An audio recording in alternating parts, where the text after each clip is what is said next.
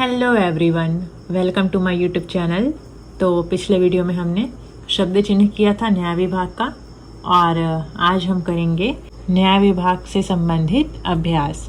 तो ये अभ्यास है जिसको मैं शॉर्ट हैंड में बोलूँगी और आपको पहले टाइप करना है, शॉर्ट हैंड में लिखना है, यानी कि फिर इसको मिलाना है। उसके बाद में फिर मेरे लिखे हुए शॉर्ट हैंड से चाहें तो देख सकते हैं। तो ये टोटल 359 वर्ड है। तो उम्मीद है आपने सभी शब्द चिन्हों का अच्छे से प्रैक्टिस कर लिया होगा, तभी आपसे आसानी से लिखा जाएगा। और अगर एक बार में नहीं लिखा आता है तो आप इसको बार बार भी लिख सकते हैं, क्योंकि इसी से हमारा स्पीड बढ़ेगा, इसी से हमारा प्रैक्टिस होगा और इसी से सभी शब्द चिन्ह हमको याद करना आसान होगा। तो फिर चलिए शुरू करते हैं। और वीडियो शुरू करने से पहले अगर आपने अभी तक मेरे चैनल को सब्सक्राइब नहीं किया है तो सब्सक्राइब कर लें, ताकि जो भी आगे आने वाले वीडियो हैं उनकी नोटिफिकेशन आपको मिल सके और मैं आगे आप लोगों के लिए ऐसे ही वीडियो बनाते रहूं। तो फिर चलिए शुरू करते हैं। Ready, start. दीवानी और फौजदारी के मुकदमों का फैसला करने के लिए सबसे बड़ी अदालत को प्रीवी काउंसिल कहते हैं। नए विधानों के पेचीदगी को तय करने के लिए अभी हाल में एक कोर्ट कायम किया गया था, जिसे फेडरल कोर्ट कहते थे। प्रीवी काउंसिल के मुकदमे इंग्लैंड में होते थे। भारत में सबसे बड़ी अदालत सुप्रीम कोर्ट की है। पैरा, जैसे कलेक्टर आदि जब फौजदारी के मुकदमे करते हैं तो मजिस्ट्रेट कहलाते हैं। उसी तरह जब डिस्ट्रिक्ट जज फौजदारी के मुकदमे करते हैं तो सेशन जज कहलाते हैं। माल के मुकदमे की सबसे बड़ी अदालत बोर्ड ऑफ रेवेन्यू है और उसके अधीन डिविजनल कमिश्नर, सेटलमेंट ऑफिसर, तहसीलदार आदि माल के मुकदमे करते हैं।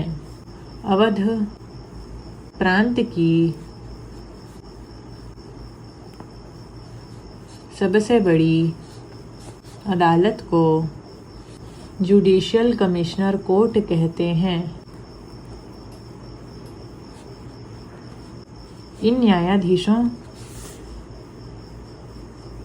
को पद के अनुसार कहीं जुडिशियल कमिश्नर या असिस्टेंट जुडिशियल कमिश्नर,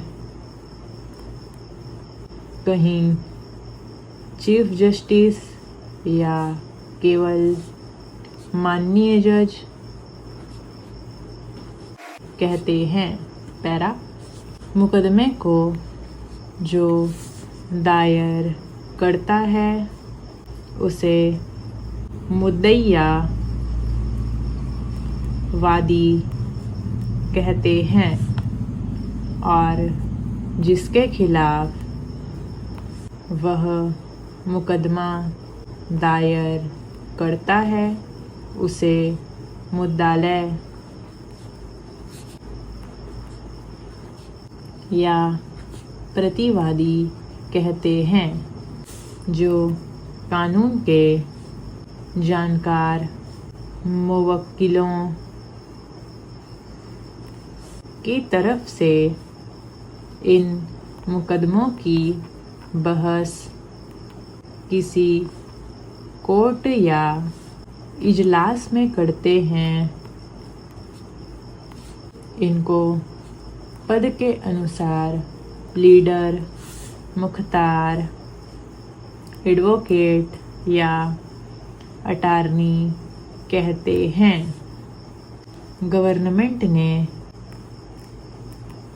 अपने मुकदमों की पैरवी या बहस करने के लिए जिले में गवर्नमेंट प्लीडरों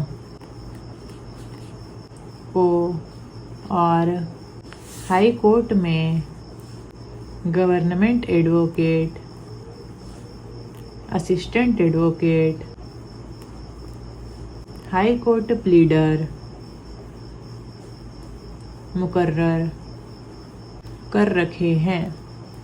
पैरा, किसी मुकदमे को दायर करने के लिए मुद्दई को न्यायालय में अर्जी दावा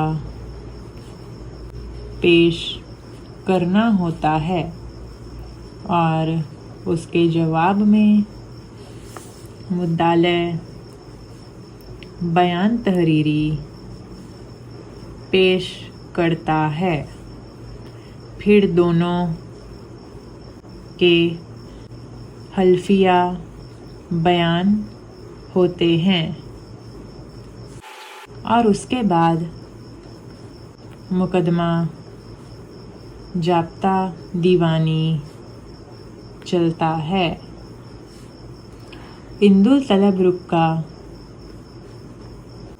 लेन देन अथवा जायदाद के मुताल्लिक जो मुकदमे दायर होते हैं उन्हें दीवानी के मुकदमे कहते हैं।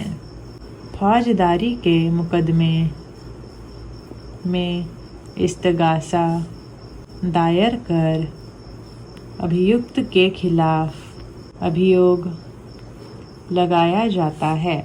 बहुत से जुर्मों में पुलिस को अख्तियार होता है कि मुजरिम को पहले ही गिरफ्तार कर ले या किसी जमानतदार के जमानत देने पर छोड़ दें। पैरा, इसके बाद ही गवाह पेश किए जाते हैं, इजहार लिए जाते हैं, जिरह होती है और बहस मुबाहिसे के बाद तजवीज़ दी जाती है। स्टॉप। तो ये था डिक्टेशन।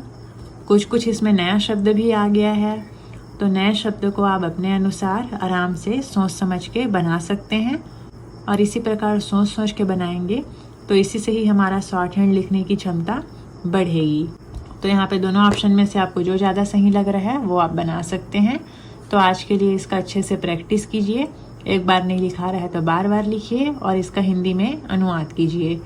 फिर बुक है आपके पास, बुक से मिला सकते हैं और शॉर्ट हैंड में कोई कन्फ्यूज़न हो तो मेरे से पूछ सकते हैं। तो आज के लिए इतना ही। अगर कुछ भी समझ में ना आया हो तो कमेंट करके पूछ सकते हैं और वीडियो पसंद आया होगा तो लाइक कीजिएगा, चैनल में नया है तो सब्सक्राइब कीजिएगा और शेयर कीजिएगा। Thanks for watching.